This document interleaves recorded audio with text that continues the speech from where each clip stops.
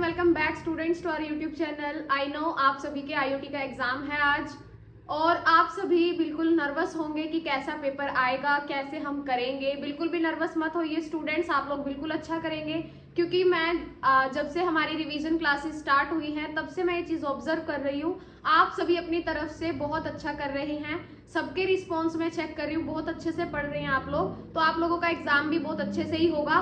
सो panic बिल्कुल मत होइए और अपना पेपर अच्छे से देकर आना। जिनका भी आज पेपर है, ऑल द वेरी बेस्ट, अच्छे से कीजिएगा। जो इंस्ट्रक्शंस मैं आप लोगों को क्लास में देती हूँ, हर इंस्ट्रक्शंस को फॉलो करना पेपर में बैठने से पहले और बिल्कुल काम होकर अपना पेपर अटेम्प्ट करना।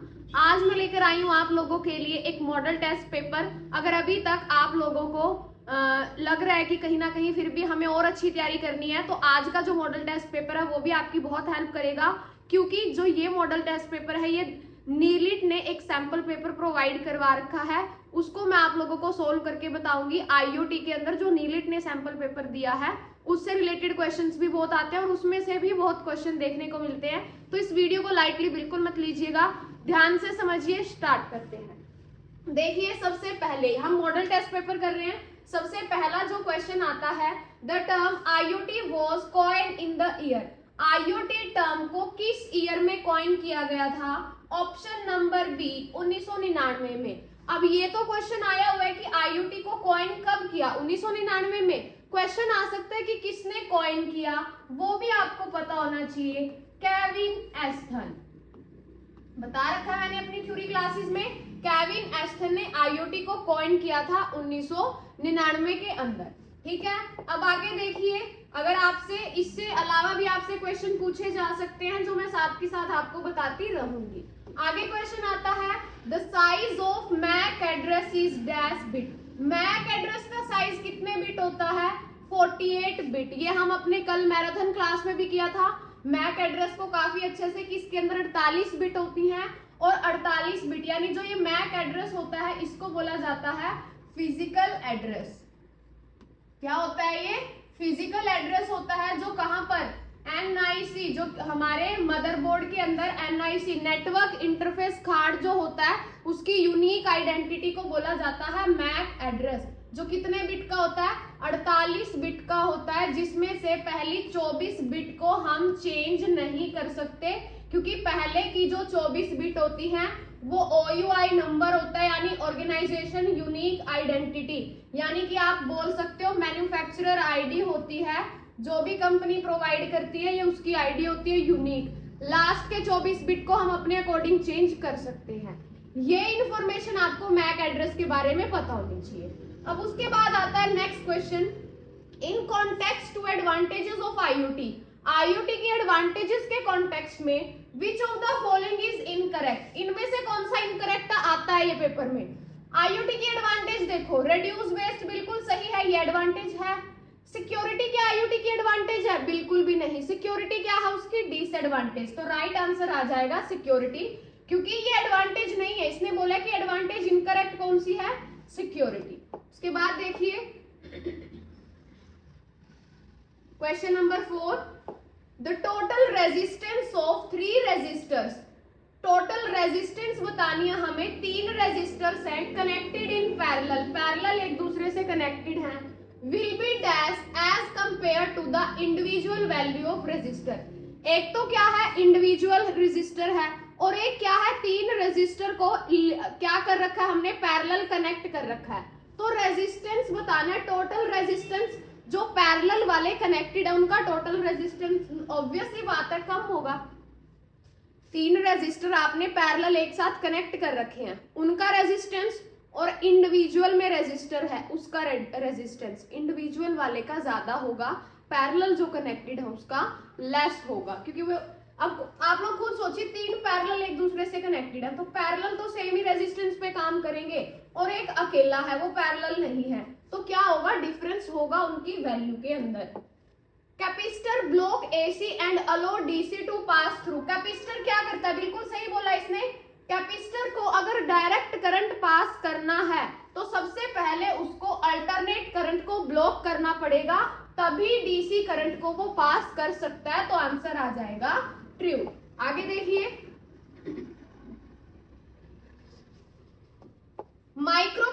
Controller used in Arduino Uno prototyping board is. Arduino Uno के अंदर कौन सा माइक्रो कंट्रोलर यूज किया जाता है? ATmega 328P। ये तो मैं बहुत बार बता चुकी हूँ। ATmega कौन सी कंपनी द्वारा बनाया हुआ है? एटमेल कंपनी ने बनाया है। कितने बिट का होता है? 8 बिट का होता है। पी का मीनिंग क्या होता है? पी का मीनिंग होता है पिको पावर। ठीक है, आगे देखो, the size of bit in IPv4 के अंदर कितनी बिट होती हैं? 32 बिट। और अगर पूछ लिया जाए IPv6 के अंदर 128 बिट। और अगर अभी पूछा था मैक एड्रेस कितना होता है? 48 बिट। ये याद रखना तीनों। ठीक है, आगे देखो,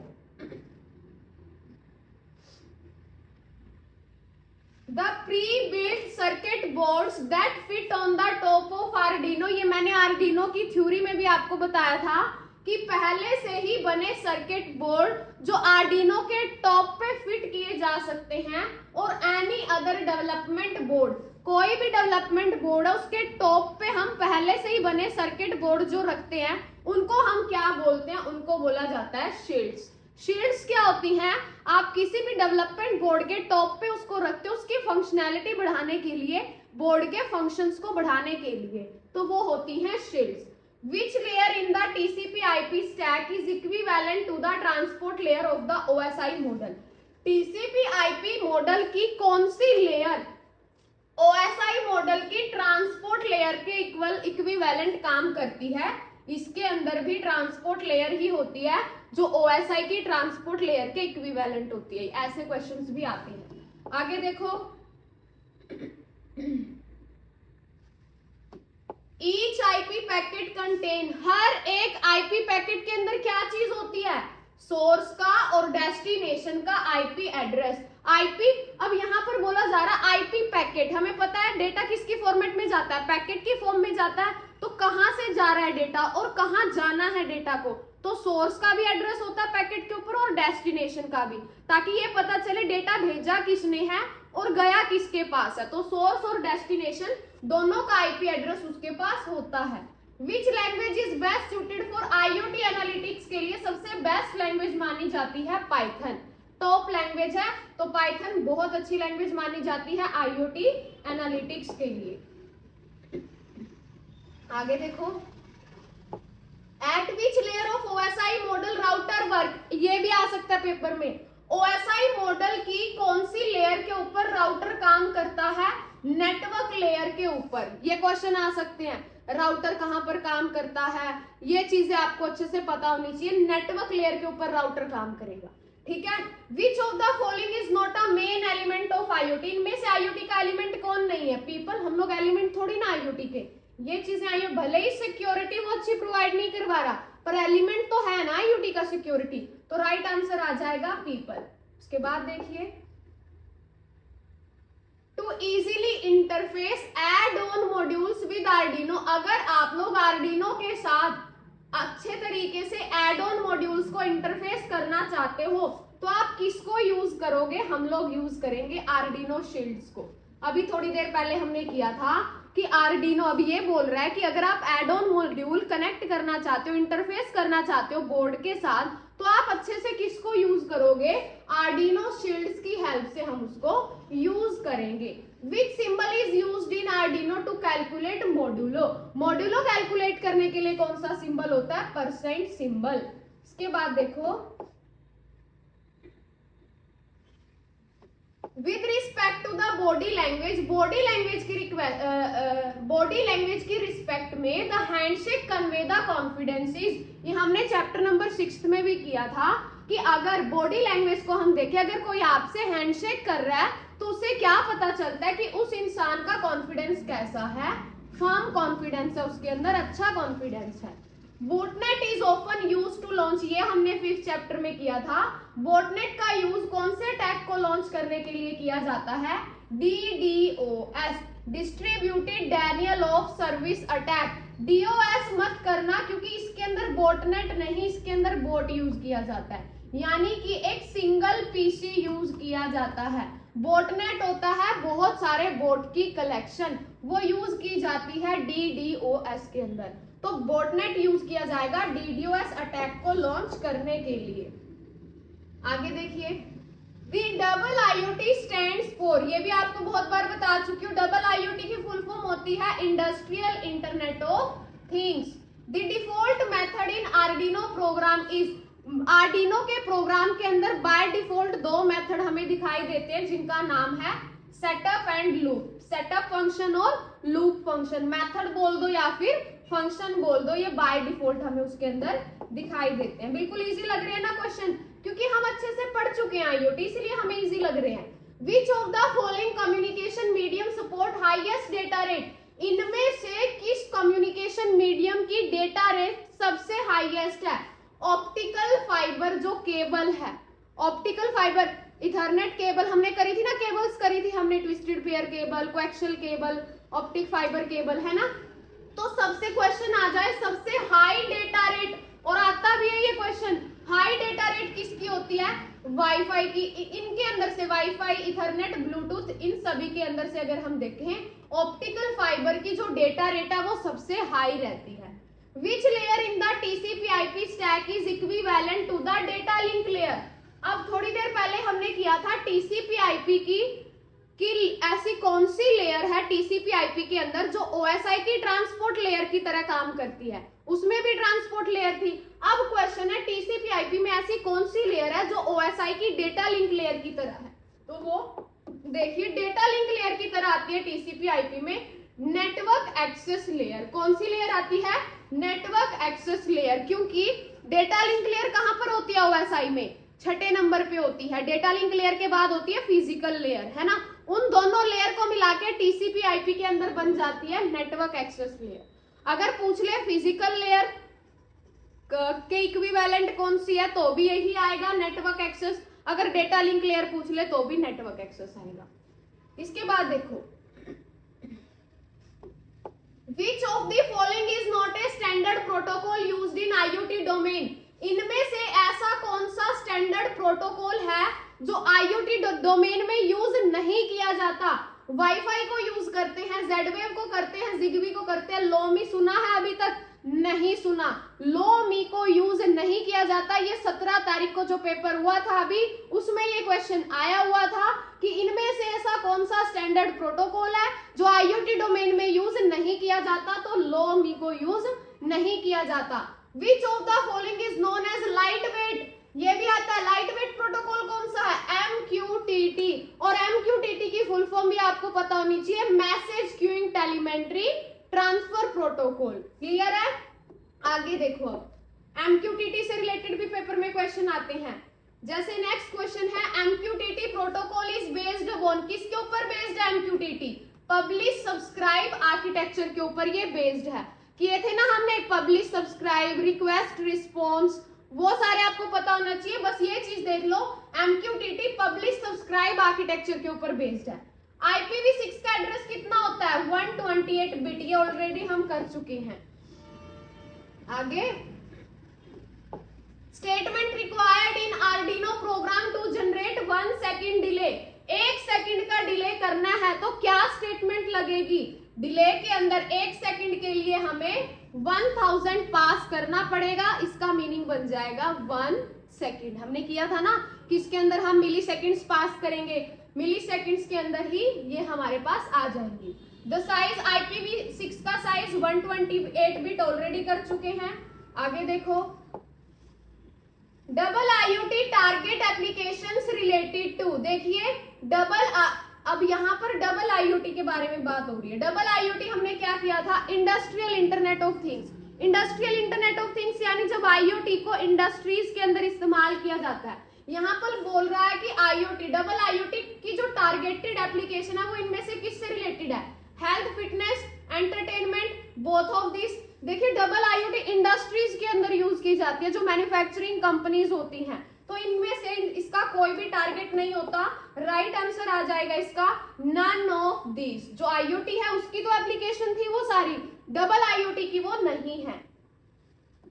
the count of PWM pin in Arduino Uno में PWM पिन कितनी होती है? 6 होती हैं। और PWM की फुल फॉर्म क्या होती है?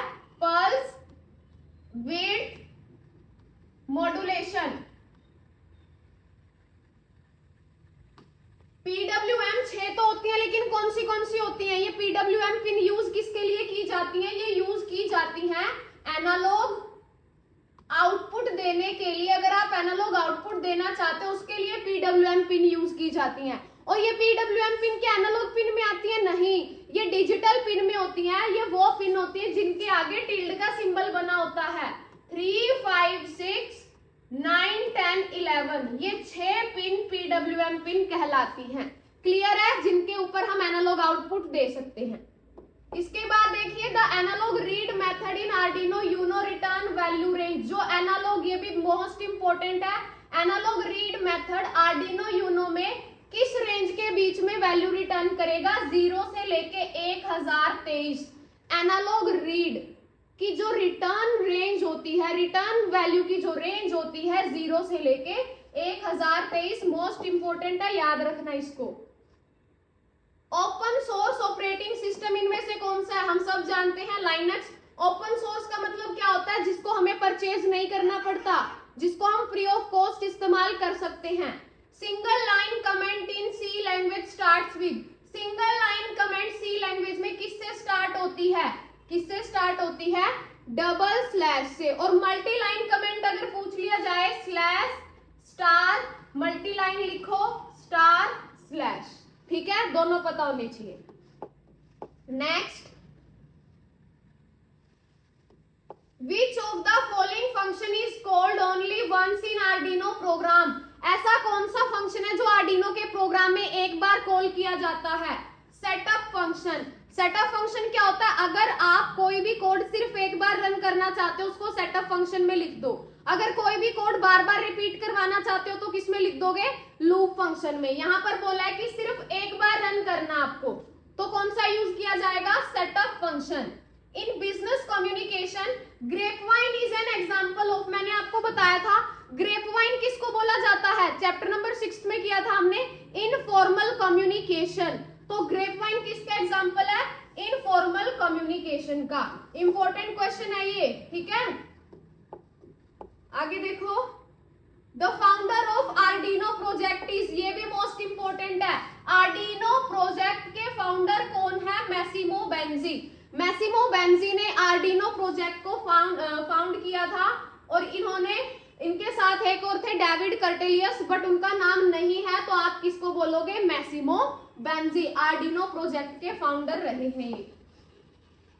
आगे question number 36, dashboard of Arduino family can be used to sheen into clothing. ये भी इंपॉर्टेंट है। क्लॉथिंग के अंदर किस आर्डिनो बोर्ड को यूज किया जाता है? Lily pad. लिली पैड एक ऐसा आर्डिनो बोर्ड होता है, कपड़ों के अंदर भी स्टिच कर सकते हैं हम इसको, क्योंकि इसके ये बोर्ड कुछ इस तरीके से होते हैं, इसके साइड में ऐसे होल बने होते हैं।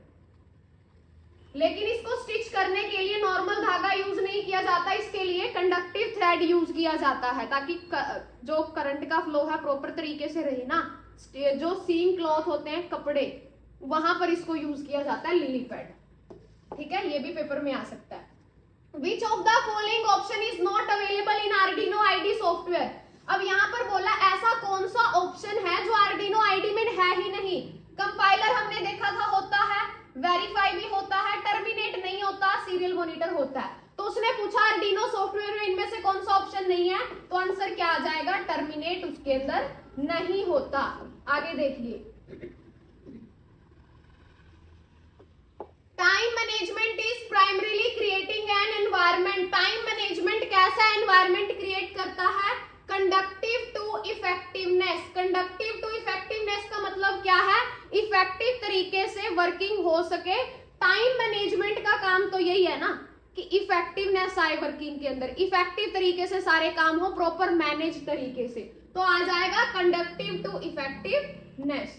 Programme written in Arduino IDE is known as. Arduino IDE में जो प्रोग्राम लिखा जाता है उसको क्या बोला जाता है? स्केच उसको बोला जाता है। The basic programme in Arduino ID contain. Arduino ID के बेसिक प्रोग्राम में अभी किया था सेटअप और लूप फंक्शन होता है। Which of the transmission media contain central conductor and shield. इनमें से किस ट्रांसमिशन मीडिया के अंदर सेंटर में कंडक्टर होता है और शील्ड होती है? वो होती है कोएक्सियल केबल। कोएक्सियल केबल के अंदर क्या होता है, सेंट्रल कंडक्टर होता है और शील्ड होती है उसके अंदर, ये भी पता होना चाहिए। रेडियो वेव्स कैसी होती हैं, ओमनी डायरेक्शनल, ये भी मैंने आपको बताया था। ओमनी डायरेक्शन का मतलब क्या होता है, जिसकी कोई डायरेक्शन ना हो, जो किसी भी डायरेक्शन से आ सकती है। रेडियो वेव्स की भी कोई डायरेक्शन नहीं होती, तो आंसर आ जाएगा ओमनी डायरेक्शनल, ठीक है। तो रेडियो वेव इंपॉर्टेंट क्वेश्चन है, ये पेपर में आता है। Which of the transmission media uses light as medium data transfer, देखिए अब यहां पर बोला गया है, सॉरी, हाँ, ऐसा कौन सा, देखिए which of the transmission media uses light as medium of data transfer, ऐसा कौन सा ट्रांसमिशन मीडियम है जो डेटा को ट्रांसफर करने के लिए लाइट को इस्तेमाल करता है। हमने की थी एक केबल, कौन सी केबल करी थी हमने, फाइबर ऑप्टिक केबल, उसको यूज किया जाता है, लाइट का यूज करती है। देखिए फाइबर ऑप्टिक केबल जो डाटा को ट्रांसमिट करने के लिए, ट्रांसफर करने के लिए किसका यूज करती है, लाइट का यूज करती है। कौन, फाइबर ऑप्टिक केबल, याद रखना इसको। Which type of the signal is used for satellite और वायरलेस लैंड कम्युनिकेशन, ऐसा कौन सा सिग्नल है जो सैटेलाइट में या वायरलेस लैंड कम्युनिकेशन में यूज किया जाता है, माइक्रोवेव। ये सैटेलाइट में भी सिग्नल के लिए यूज किया जाता है और वायरलेस लैंड कम्युनिकेशन के अंदर भी। आगे question number 45, which of the transmission media highest data transmission rate, इनमें से हमने ऑलरेडी कर चुके हैं, इन सभी में से हाईएस्ट डेटा ट्रांसमिशन रेट किसकी होती है, fibre optic cable. The basic categorisation of transmission media is, basic category क्या क्या होती है ट्रांसमिशन मीडिया की, गाइडेड मीडिया और अनगाइडेड मीडिया, वायर्ड और वायरलेस, गाइडेड अनगाइडेड किए थे ना हमने, तो बेसिक कैटेगराइजेशन क्या होती है, गाइडेड और unguided. Which of the following is correct in context to twisted pair cable के context में इनमें से कौन सी बात बिल्कुल सही है, more the twist better is the data carrying capability, जितनी ज्यादा वो केबल ट्विस्ट होंगी उतने ही अच्छे से डेटा को वो कैरी करके लेकर जाएंगी, बिल्कुल सही बात बोली है। लेस ट्विस्ट मोर डेटा, नहीं, data rate doesn't depend on, गलत, डेटा रेट डिपेंड करती है उसकी ट्विस्टिंग पर, जितनी ज्यादा वो ट्विस्ट होंगी उतना ही ज्यादा डेटा वो कैरी करके जाएगी। तो पहला ऑप्शन क्या आ जाएगा इसका आंसर।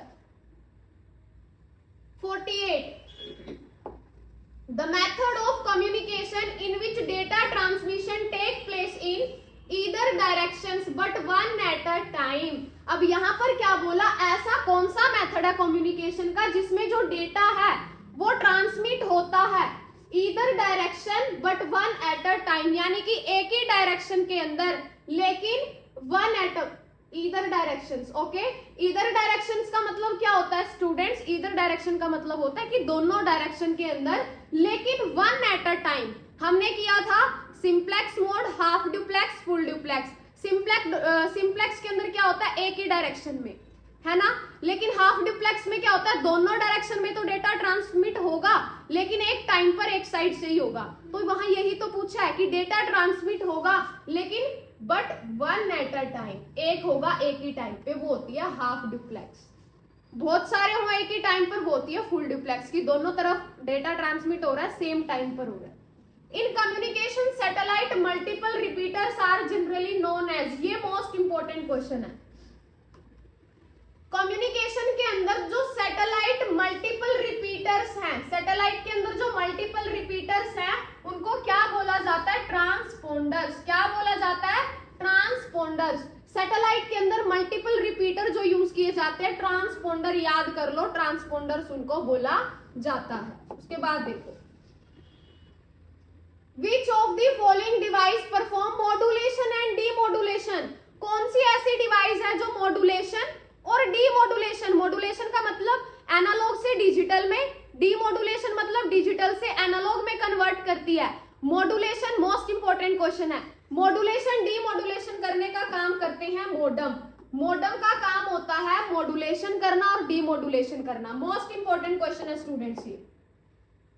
इसके बाद question number 51, in an IoT ecosystem, IoT ecosystem के अंदर devices with unique identity, devices जिनकी यूनिक पहचान होती है, having monitoring and remote sensing capabilities, जिनको मॉनिटर किया जा सकता है, रिमोट दूर से उनको सेंस किया जा सकता है, इतनी उनके अंदर कैपेबिलिटीज होती हैं, उनको क्या बोला जाता है? उनको थिंग्स बोला जाता है, ऑब्जेक्ट्स होते हैं वो।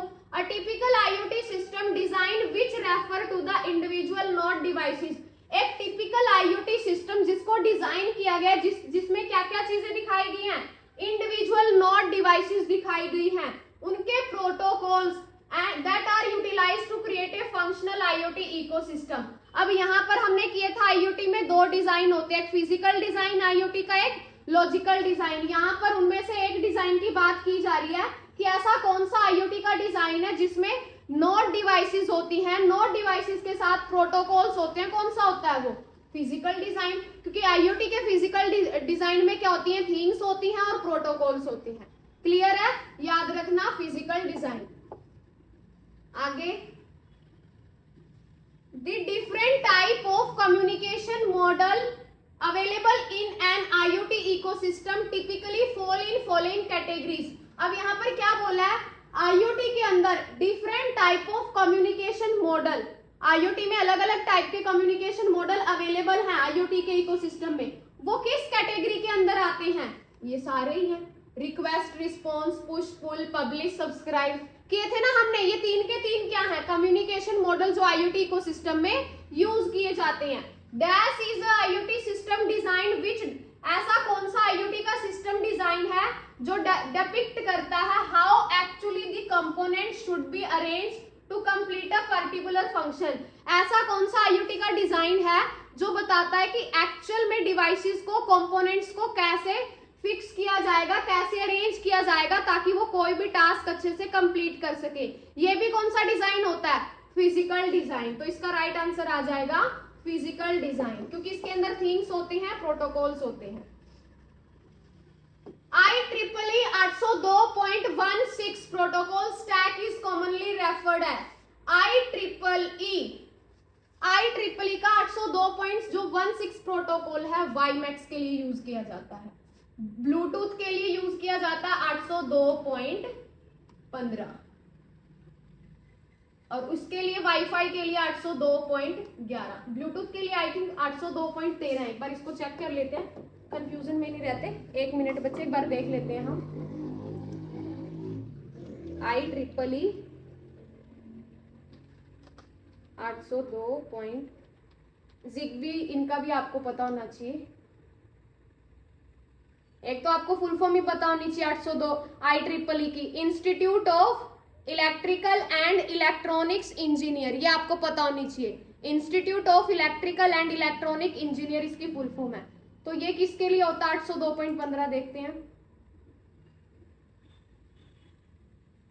हम यही लिख लेते हैं कि ब्लूटूथ का standard name, Bluetooth standard name. हाँ, 802.15.1, ठीक है, 802.15 जो मैंने आपको बताया वही होता है इसका, ठीक है। IoT application layer protocol, IoT में जो एप्लीकेशन लेयर प्रोटोकॉल है उनमें कौन सा प्रोटोकॉल आता है? दोनों, MQTT भी आता है और HTTP भी आता है। तो राइट आंसर आ जाएगा बोथ MQTT एंड HTTP। जो लेयर सम के प्रोटोकॉल्स भी देख लेना, एप्लीकेशन में कौन सा आता है, नेटवर्क में, ट्रांसपोर्ट, प्रेजेंटेशन में, इनमें कौन से प्रोटोकॉल्स आते हैं देख लेना। एप्लीकेशन लेयर में MQTT भी आता है और HTTP भी आता है। Bits at physical layer are converted to frames at dash layer of OSI model। OSI model के अंदर ऐसी कौन सी लेयर है जिसमें बिट को फिजिकल लेयर में कन्वर्ट किया जाता है, फ्रेम्स के अंदर कन्वर्ट किया जाता है? वो है डेटा लिंक लेयर। क्वेश्चन क्या पूछा? ऐसी कौन सी लेयर है OSI मॉडल की जिसमें बिट को फ्रेम्स में कन्वर्ट कर दिया जाता है? जो ऑलरेडी पहले से पैकेट में डेटा कन्वर्ट होता है ना, उन पैकेट को भी फ्रेम में कन्वर्ट करने का काम करती है data link layer. Most important question. आगे, dash type of fibre cable suffer from high signal dispersion. ऐसी कौन सी टाइप की फाइबर केबल है जो बहुत ज्यादा हाई सिग्नल डिस्पर्सन से सफर करती है, बहुत ज्यादा सिग्नल इश्यूज रहते हैं, जिसमें मल्टी मोड के अंदर बहुत ज्यादा सफरिंग करनी पड़ती है केबल को। The main function of transport layer in ISO OSI model. ISO क्यों लिखा गया? क्योंकि OSI को किसने डेवलप किया था? ISO ने डेवलप किया था। तो यहाँ पर पूछा है मेन फंक्शन क्या है ट्रांसपोर्ट लेयर का। ओएसआई मॉडल में ट्रांसपोर्ट लेयर का काम क्या होता है, प्रोसेस टू प्रोसेस डिलीवरी। याद रखना इसको, प्रोसेस टू प्रोसेस डिलीवरी करती है transport layer. A typical micro controller contain, एक टिपिकल से माइक्रो कंट्रोलर में क्या क्या चीजें होती हैं, टाइमर भी होता है, मेमोरी भी होती है, इनपुट आउटपुट पोर्ट भी होती है, तो आंसर आ जाएगा ऑल ऑफ दीज। 60 क्वेश्चन हो चुके हैं। अगर किसी भी बच्चे का कोई भी डाउट है तो आप लोग ले सकते हो बिल्कुल अच्छे से। देखिए आगे, the advantages of micro controller in an electronic device include.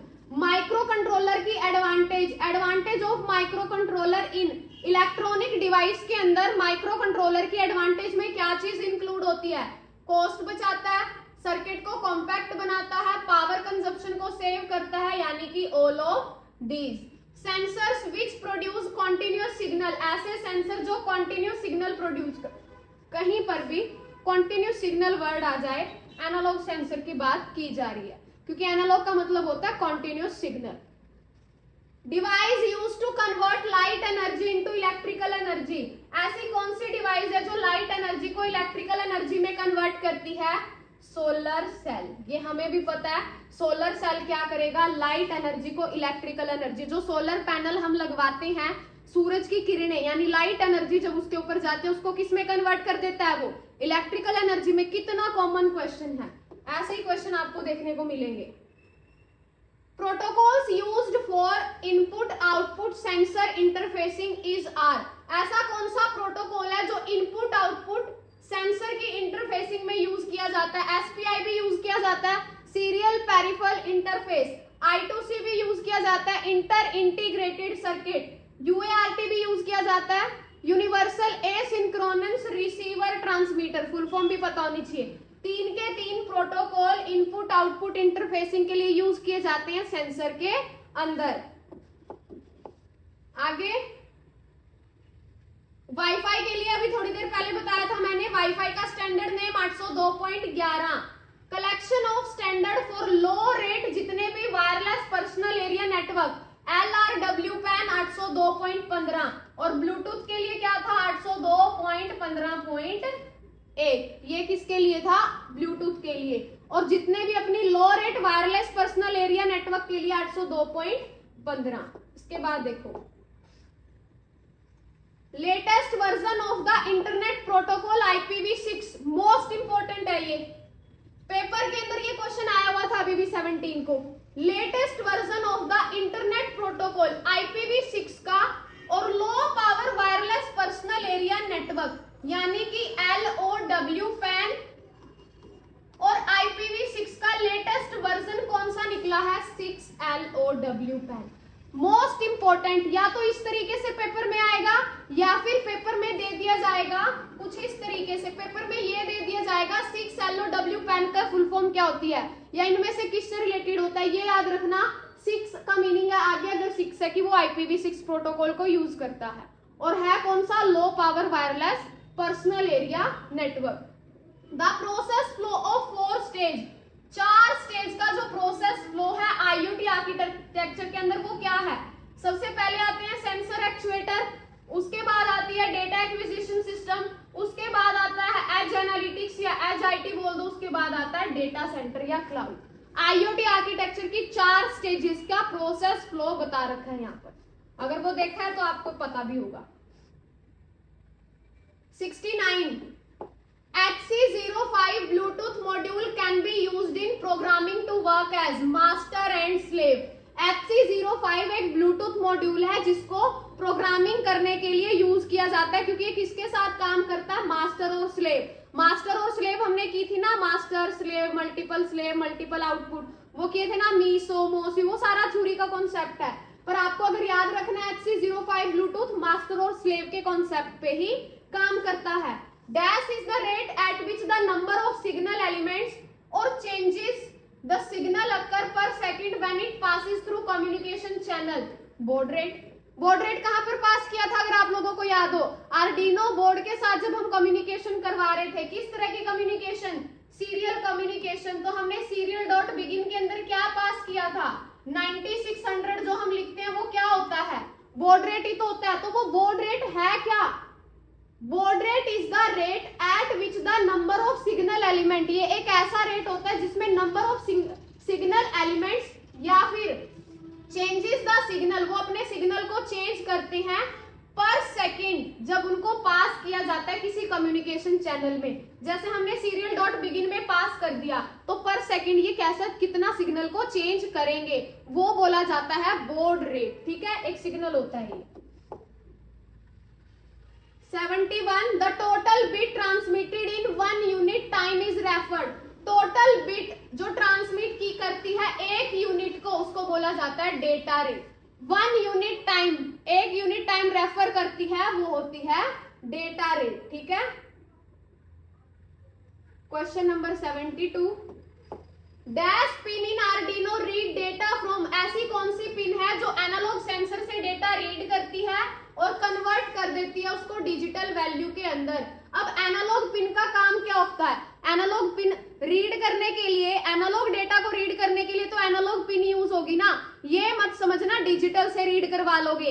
Analogue pin से हम एनालॉग इनपुट लेंगे, मैंने पहले भी बताया है। और एनालॉग पिन में मैंने ये भी बोला था अंदर उसमें लगा होता है एडीसी जो एनालॉग से डिजिटल में कन्वर्ट कर देता है। तो यहाँ यही पूछा है एनालॉग सेंसर से डेटा रीड करेगी और उसको डिजिटल में कौन सी कन्वर्ट कर देगी, एनालॉग। एनालॉग राइट मेथड का यूज किसके साथ करते हैं हम, analog write method can be used for PWM pin के लिए यूज किया जाता है। एनालॉग राइट का मतलब क्या है कि हम एनालॉग आउटपुट दे रहे हैं और एनालॉग आउटपुट की पिन कौन सी होती है, पीडब्ल्यूएम पिन होती है। थोड़ी देर पहले ही किया था हमने, 6 पिन हमने करी थी वो। आगे देखो 74 इन 80 mega 328p the letter p stand for pico power, already बता चुकी हूँ। Inductance is measure in, inductance को किसमें मेजर किया जाता है, हेनरी के अंदर। याद रखना रेजिस्टेंस को मेजर किया जाता है, देखो इंडक्टेंस को मेजर किया जाएगा हेनरी में, रेजिस्टेंस को मेजर किया जाएगा ओहम में, आ सकती है इनमें से। और कैपेसिटेंस को मेजर किया जाएगा फैरेड के अंदर। यूनिट है ये, रेजिस्टेंस की पूछ ले तो ओहम बता देना, कैपेसिटेंस की पूछे फैरेड बता देना, इंडक्टेंस की पूछे तो हेनरी। याद रख लो तीनों को। इसके बाद देखो in Arduino programming dash function is used to configure the pin as input और आउटपुट। आर्डिनो प्रोग्रामिंग के अंदर ऐसा कौन सा फंक्शन है जो पिन की कॉन्फ़िगरेशन के लिए यूज किया जाता है कि उस पिन को आप एज ए इनपुट यूज कर रहे हो या एज ए आउटपुट यूज कर रहे हो, उस फंक्शन का नाम होता है पिन मोड फंक्शन। और इस पिन मोड फंक्शन के अंदर हम लोग 2 आर्ग्यूमेंट डालते हैं। पहला डालते हैं हम इसके अंदर पिन का नंबर, दूसरा डाल देते हैं हम कि हम उसको एज ए इनपुट ले रहे हैं या फिर एज ए आउटपुट ले रहे हैं। ये तो पता होगा ना, 2 पैरामीटर जाते हैं। एसआई यूनिट ऑफ, देखो अभी आ गया, रेजिस्टेंस की एसआई यूनिट क्या होती है, ओहम। ठीक है, याद रखना इसको। In Arduino programming dash function is used to make digital pin को, अगर आप हाई करना चाहते हो, डिजिटल पिन को हाई करने के लिए कौन सा फंक्शन यूज होगा, हाई करना यानी डिजिटल आउटपुट। और डिजिटल आउटपुट के लिए फंक्शन कौन सा यूज किया जाता है, उसके लिए फंक्शन यूज किया जाता है डिजिटल राइट फंक्शन। उसने बोला किसी भी डिजिटल पिन को हाई करना है तो हम डिजिटल राइट यूज करेंगे। इसके अंदर भी 2 पैरामीटर जाते हैं, पहला जाएगा पिन नंबर और दूसरा जाएगा कि आप हाई करना चाहते हो या लो करना चाहते हो। हाई और लो का मतलब क्या होता है, हाई का मतलब फुल वोल्ट, जैसे 5 वोल्ट है, लो का मतलब 0 वोल्ट कर है। ठीक है, ये सारा हम प्रैक्टिकली कर चुके हैं।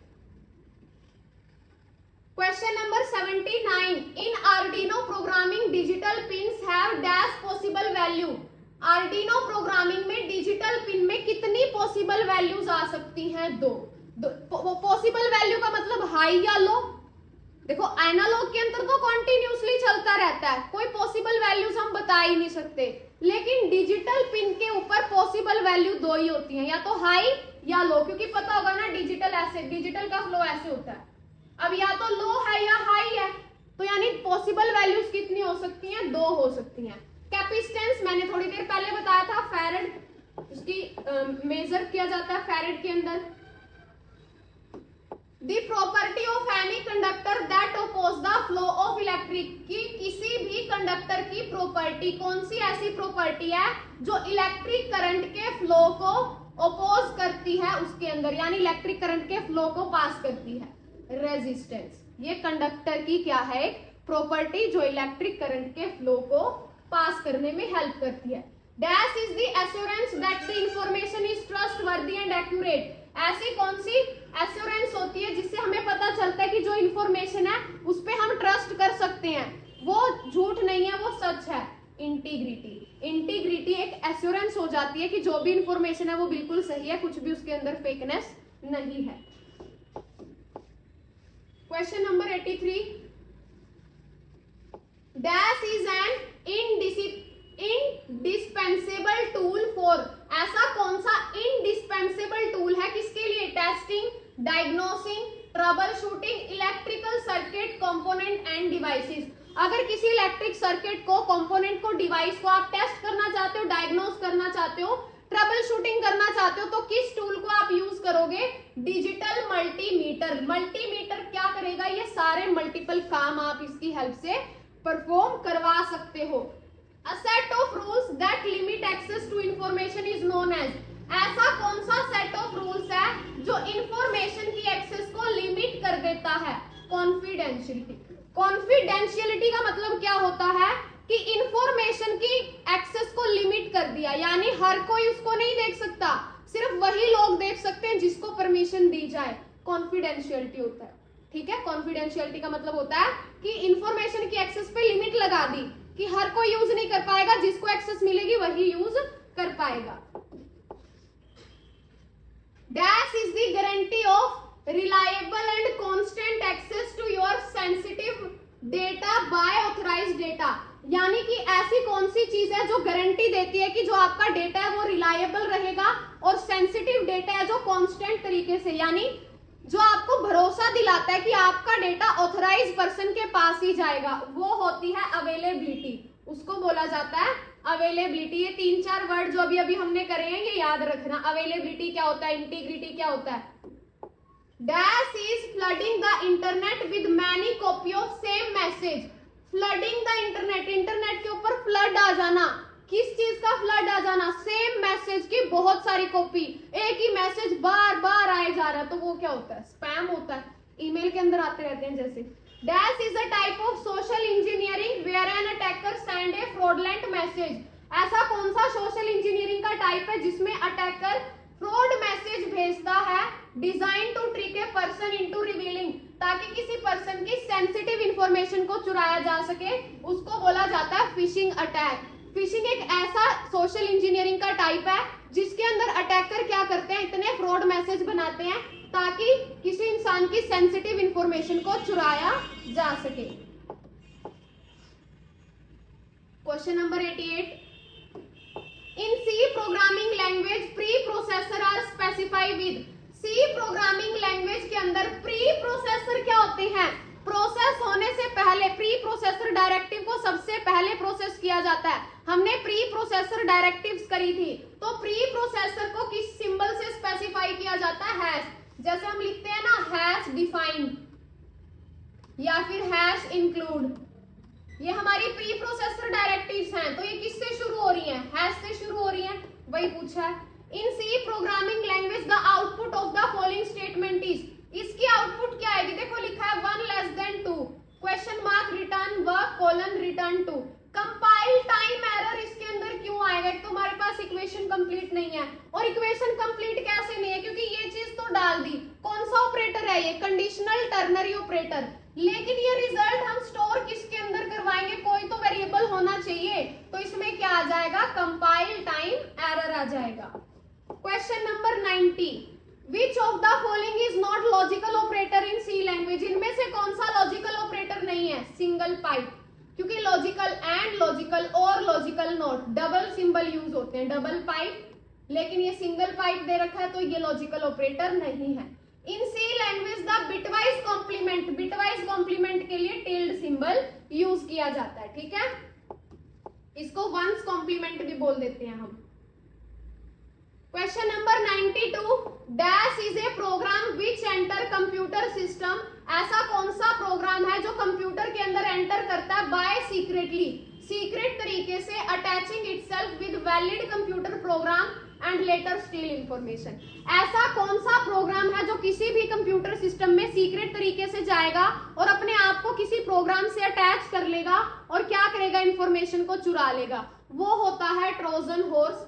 हमने साइबर अटैक्स के अंदर सारे अटैक्स करे थे जिसमें एक था ट्रोजन हॉर्स और वो यही था। Dash is used for serial communication with devices connected with Arduino. Serial communication करने के लिए किसके अंदर, आर्डिनो और डिवाइसेस के बीच में सीरियल कम्युनिकेशन के लिए यूज की जाती है UART, universal asynchronous receiver transmitter. ठीक है, आगे dash is the act of secretly listening to the private conversation. ऐसा कौन सा एक्ट है जिसमें प्राइवेट कन्वर्सेशन को सीक्रेट तरीके से सुना जाता है या प्राइवेट कम्युनिकेशन दूसरों के बीच में without their consent in order to gather information? इसके अंदर होता है एवेस ड्रॉपिंग। एवेस ड्रॉपिंग का मतलब क्या होता है, किसी इंसान की परमिशन के बिना चुपके से उनकी प्राइवेट कन्वर्सेशन इंफॉर्मेशन को, बातों को सुनना। ठीक है, बिना परमिशन के। Malware is design to launch. Malware का यूज किया जाता है बोटनेट अटैक लॉन्च करने के लिए, primarily targeting online consumer devices such as IP cameras, home router. Mirai, मैंने पहले ही बोला था सबसे खतरनाक और सबसे फेमस जो अटैक चल रहा है वो कौन सा है, मिराई मालवेयर। मिराई अटैक चल रहा है और मालवेयर मिराई को ही यूज करता है। Next, The process of reading is commonly known as, reading की प्रोसेस को क्या बोला जाता है, डिकोडिंग। डिकोडिंग क्यों, कोई भी मैसेज एनकोड होके जाएगा, उसके बाद रीडर के पास पहुंचने से पहले उसको डिकोड यानी रीड किया जाएगा, उसको बोला जाता है decoding. Dash is the document used to communicate with in the organisation. Organisation में कम्युनिकेट करने के लिए मेमो का यूज किया जाता है। The document used as legal cases का एविडेंस होता है नोटिस, ये भी याद रखना। मेमो ऑर्गेनाइजेशन के अंदर कम्युनिकेशन के लिए यूज किया जाएगा, लीगल केसेस के सबूत के तौर पे नोटिस होता है। While conversation the most helpful feature for listeners to understand meaning is tone और पिच। इसने बोला कन्वर्सेशन के टाइम पे ऐसे कौन से फीचर्स हैं लिसनर के जिससे हमें पता चलता है उसके बारे में, उसकी टोन और उसकी पिच दोनों ही, किस टोन में वो बात कर रहा है, पिच कैसी है, हाई पिच है बात करने की या लो पिच है। Which of the following is not a valid resume format. इनमें से रिज्यूमे की कौन सी वैलिड फॉर्मेट नहीं है, पोर्टफोलियो।